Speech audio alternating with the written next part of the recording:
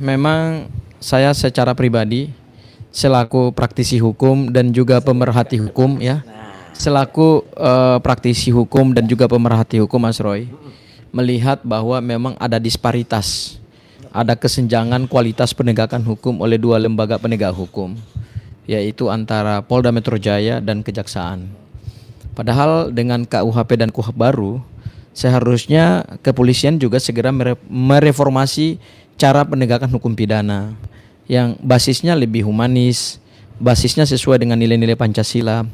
Karena cara-cara penangkapan yang melanggar prinsip-prinsip hak asasi manusia, apalagi privasi seseorang, yang seseorang itu tidak pernah melakukan perlawanan pada saat ditangkap, yang seseorang itu tidak pernah menghambat proses penegakan hukum pidana, dan seseorang ini kalau kita lihat dari kualifikasi subjek hukum pelaku tindak pidana, ini bukan pelaku tindak pidana misalnya kita sebut white collar crime atau organized crime, atau saya sebut misalnya kejahatan keamanan negara, kejahatan terhadap sumber daya alam Indonesia, atau suatu kejahatan yang merongrong kekuasaan pemerintah Republik Indonesia, misalnya melalui tindak pidana makar dan seterusnya. Mungkin bukan merongrong, kalau anak kecil sekarang membuna.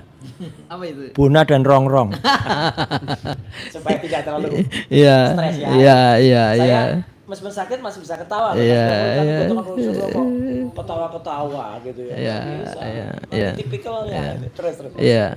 Artinya hukum pidana kita yang baru ini sebenarnya telah meninggalkan pendekatan dan paradigma penegakan hukum pidana yang represif. Ya, udah ditinggalkan itu Mas Roy. Karena itu warisan kolonial Belanda. Ya. Apalagi ini kan baru penetapan tersangka. Dan ini bukan tindak pidana teroris. Kalau tindak pidana tertentu Mas Roy, memang harus dilakukan upaya paksa yang spesial. Misalnya teroris, karena kan ada pengancaman terhadap aparat pada saat mau melakukan penangkapan, misalnya ketika dia menggunakan senjata. Teroris itu asal katanya teror. Siapa yang melakukan teror pada kasus itu? Biar pemirsa yang jawab. Ya udah, biar pemirsa yang jawab kan, pada saat penangkapan itu siapa yang melakukan teror? Udah. Silakan jawab sendiri ya. Ini Mas Roy ini bertanya supaya intelektual kita bisa bekerja gitu. Nah itu sangat sesuatu yang kita sayangkan Mas Roy. Berbeda misalnya dengan kejaksaan ya Mas Roy. Kejaksaan sekarang sebagai lembaga pengendali perkara pidana atau demonstrators litis atau kita sebut navigator yang menentukan arah dari penegakan suatu perkara pidana ya. Itu sekarang jauh lebih humanis Mas Roy. Ya, bahkan dalam perintah-perintah harian Jaksa Agung Republik Indonesia kepada seluruh jaksa di wilayah Republik Indonesia ini Mas Roy. Lebih humanis. Ya, jadi dalam perintah-perintah harian Jaksa Agung kepada jaksa-jaksa itu adalah dalam penegakan hukum pidana, terutama untuk jenis tindak pidana yang tidak membahayakan keamanan negara, tindak pidana yang tidak merongrong kekuasaan pemerintah, atau bukan tindak pidana khusus gitu ya, misalnya korupsi, teroris dan seterusnya, maka perintah harian Jaksa Agung itu adalah dua. Jaksa dalam menegakkan hukum harus menggunakan prinsip nurani atau hati nurani. Jadi tidak semata-mata kita menggunakan pasal, ya. Dan yang kedua harus humanis, tetapi dasarnya yuridis. Kan beda nih. Humanis, berhati nurani, tapi landasannya hukum. Nah, itu yang digunakan oleh kejaksaan. Nah, makanya pada saat penyerahan tersangka dan barang bukti kemarin, saya kebetulan sama Bang Refli yang mendampingi Mas Roy ya. Terima kasih. Oke. Makanya saya benar-benar memberikan apresiasi yang luar biasa kepada jajaran kejaksaan pada saat menerima kami, sangat humanis, sangat friendly ya. Padahal bayangkan Mas Roy keluar dari mobil tahanan di borgol sama Bu Tifa ya. Meskipun Mas Roy bisa membuka borgol itu dengan cara yang agak ya, sebenarnya bukan membuka borgol ya. Ya Bang, seperti itulah, masa saya pesulap. Kalau saya pesulap memang bisa membuka borgol gitu loh, ya toh. Tapi kan saya bukan pesulap. Nah, kalau pesulap itu kita bisa cerita. Perkara itu bisa kita buat pendek ya, perkara itu kita buat panjang. Kalau itu pesulap ya. Ini pesulap. Oke. Itu. Tapi ini bukan borgol ya.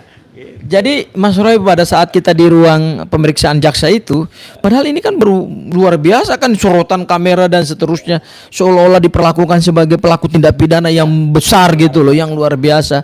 Tetapi begitu kita masuk di ruang jaksa, semua humanis, semua friendly, semua cair, ya kan, bahkan kita diperlakukan dengan baik gitu.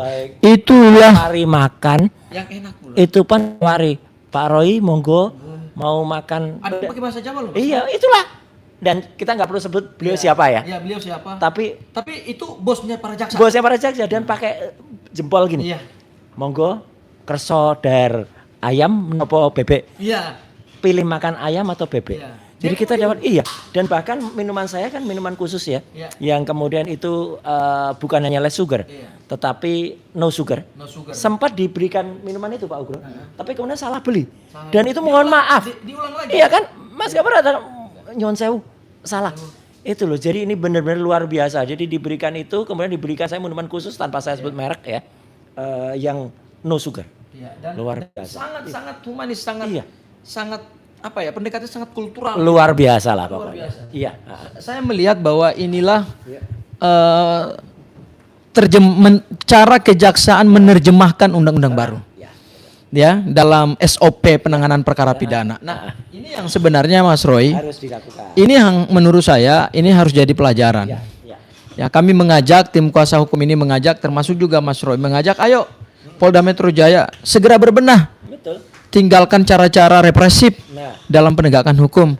Pelajari kembali spirit dan semangat KUHP dan KUHP baru. Temukan intisari dari KUHP dan KUHP baru supaya kita menegakkan hukum itu. Ya, tadi ada seorang termul mengatakan, iya hukum pidana itu kan keras. Iya, itu zaman kolonial Belanda yang keras-keras. Dia hidup di zaman kembali Iya. itu hidup di zaman kolonial aja dia. Hukum pidana aja namanya sekarang hukum pidana nasional. Nah, coba baca naskah akademiknya. Luar biasa itu pertimbangannya, kajian sosiologisnya, apa, kajian yuridisnya, kajian filsafatnya luar biasa sesuai dengan nilai-nilai Pancasila gitu. Nah, ayo Polda Metro Jaya kita berbenah supaya jangan ada lagi cara-cara pendekatan hukum yang pada akhirnya ya quote and quote mendapat kritik publik. Dan memang harus terbuka lembaga penegak hukum itu, ya. Kemarin ada salah satu, ya saya tidak perlu sebut namanya lah. Salah satu teman dari Polda itu mengatakan, "Oh, Mas Gapur kalau kritik Polda lumayan juga ya." Saya bilang saya bukan untuk ini, tapi itu adalah dalam rangka check and balance. Karena kalau tidak ada kami seperti ini, tidak ada Bang Refli, tidak ada saya, ya akhirnya kan bobrok semuanya. Itu. Setuju. Ya, oleh karena itu saya ingin menjawab apa yang ditanyakan oleh Bang Refli terhadap cara-cara yang tidak sesuai dengan prinsip due process of law KUHP yang baru, maka tentu forum yang terbaik adalah kita uji ini di pra-peradilan. Makanya gugatan pra-peradilan yang diajukan oleh Mas Roy berdasarkan tim kuasa hukum Tolkham, ya, itu akan perdananya dilakukan di hari Senin. Dan disitulah semua bukti-bukti akan dipertontonkan kepada publik. Ya, yang digugat itu adalah 3 objeknya ya. Berdasarkan pasal 158 KUH yang baru tentang lembaga pra-peradilan, salah satu kewenangan dari lembaga pra-peradilan menguji saat tidaknya upaya paksa. Nah, itu. Ada 3 upaya paksa yang kami uji. Yang pertama adalah penangkapan, yang kedua adalah penahanan, dan yang ketiga adalah penggeledahan. Meskipun catatan saya Mas Roy, perkara ini sudah dilimpahkan ke jaksa dan kewenangan penyidik Polda Metro Jaya telah selesai, tetapi kami bukan mempersoalkan proses penyerahan tersangkanya, tetapi yang kami persoalkan adalah penggunaan kewenangan upaya paksa yang tidak sesuai dengan undang-undang. Supaya publik jadi tahu dan belajar dari situ. Supaya tetap bersemangat dan Mas Refli tidak ke alam. Perjuangan kita pada satu tahapan sudah selesai Mas Roy. Semua upaya paksa yang dilakukan penyidik Polda Metro Jaya, baik penangkapan penahanan, begitu di kejaksaan, kemudian kejaksaan dengan kewenangannya. Jadi ini gini, perlu diluruskan bahwa kejaksaan itu bukan lembaga untuk meneruskan upaya paksa yang dilakukan oleh penyidik. Masing-masing lembaga penegak hukum punya kewenangan otonom yang diberikan oleh undang-undang.